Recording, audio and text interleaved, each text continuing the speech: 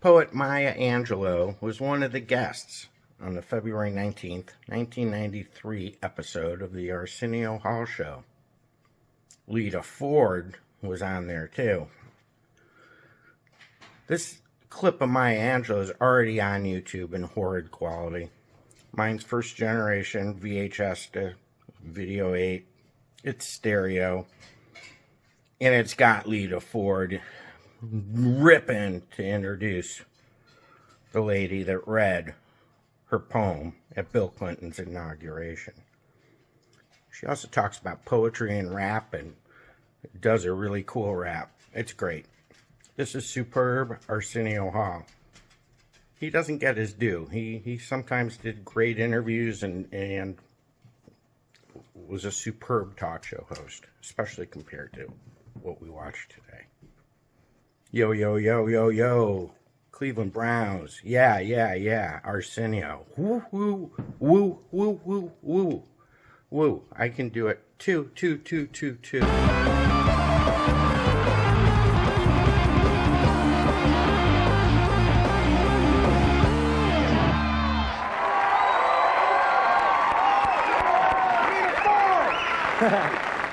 Yes. When Bill Clinton was recently sworn in as the 42nd President of the United States, my next guest was right there on the platform with him.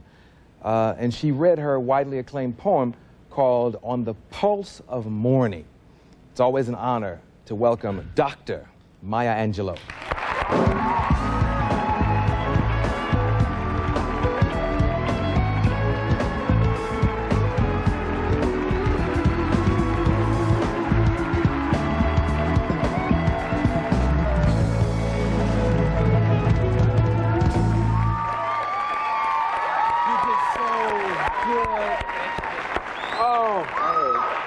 So proud. Now, was it scary sitting down and writing that? Because it was scary. It was scary. The moment Harry Thomason, who is a friend, the producer and friend at CBS of what? Designing women and so forth and so on.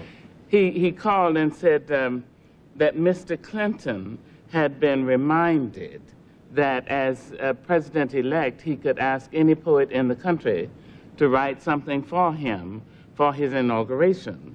And without taking a beat, he said, then I want Maya Angelou. Now then, I said the wonderful words, deathless prose, may I sit down? You know, that's the first thing I said. Wow. I thought about it, and I said, of course. I mean, there's no question that I would say no. What I thought, however, was how would I speak for all my people? Because I'm black, and I'm white, and I'm a 16-year-old Jewish boy with braces on his teeth. And I'm a Chinese woman in San Francisco, and I'm an old black man in Alabama, and I'm a young, brilliant, angry young man, black in New York City. I'm all of that. I'm Lita Ford. I am her. Yeah. Yes, I'm TLC. How am I going to speak for everybody so that everyone will say, yes, that's right. I'm in that.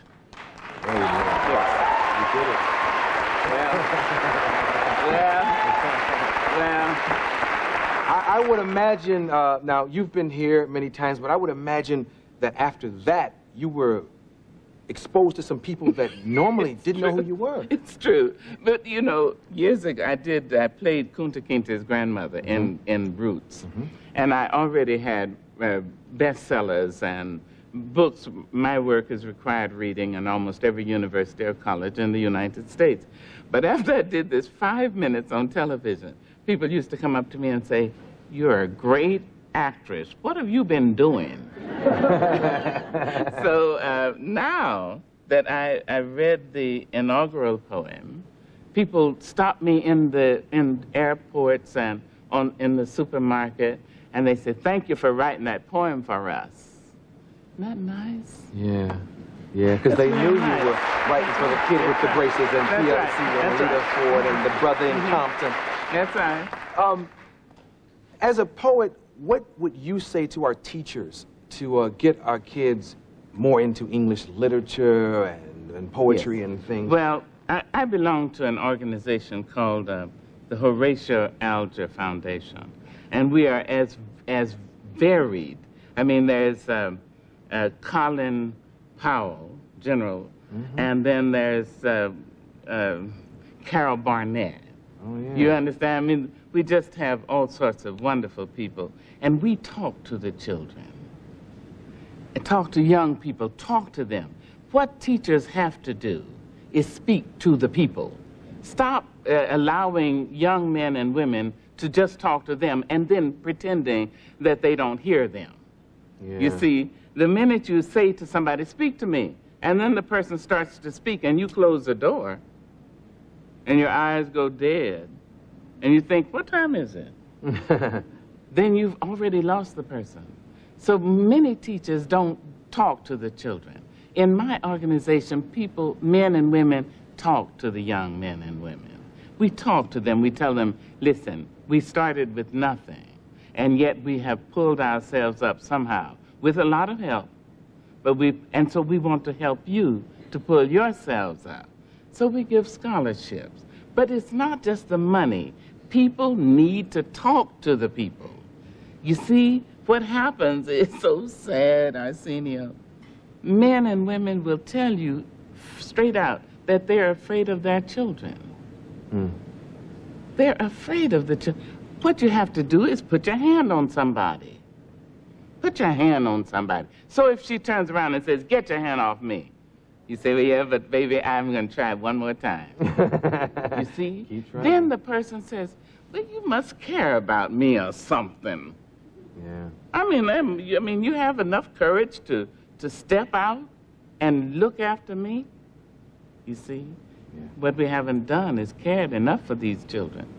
Yeah. But you honor me so when you ask me to come on with all these young folks. Well, we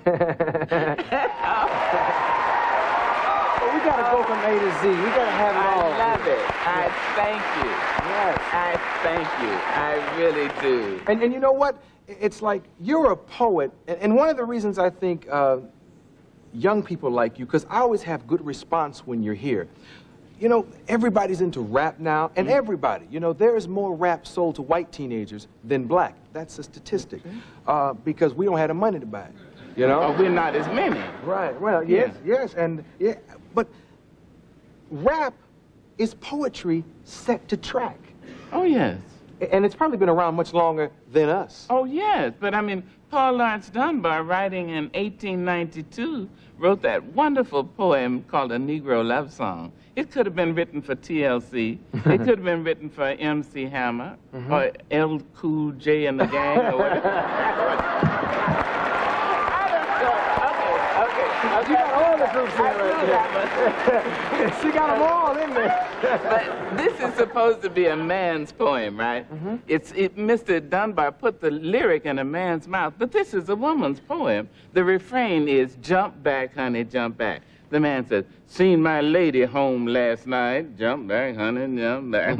Held her hand and squeezed it tight, jump back, honey, jump back. Yeah. Heard her sigh, that little sigh, saw that light gleam in her eye, saw a smile go flitting by. I say, jump back, honey, jump back. Woo! Mockingbird was singing fine, jump back, honey, jump back. And my heart was beating so that when I reached my lady's door, I just couldn't bear to go. I say, jump back, honey, jump back. So I put my arms around her waist. Jump back, honey, jump back. Yes. Raised her lips and took a taste. Jump back, honey, jump back. I said, love me, honey, do you love me true? You love me as well as I love you? And then she answered, of course I do, but jump back, honey, back.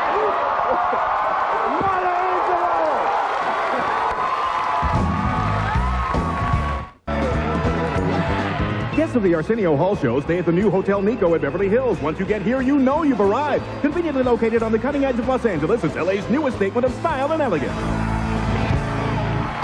Yes. This one was fun. One more time for Maya Angelou. In a minute.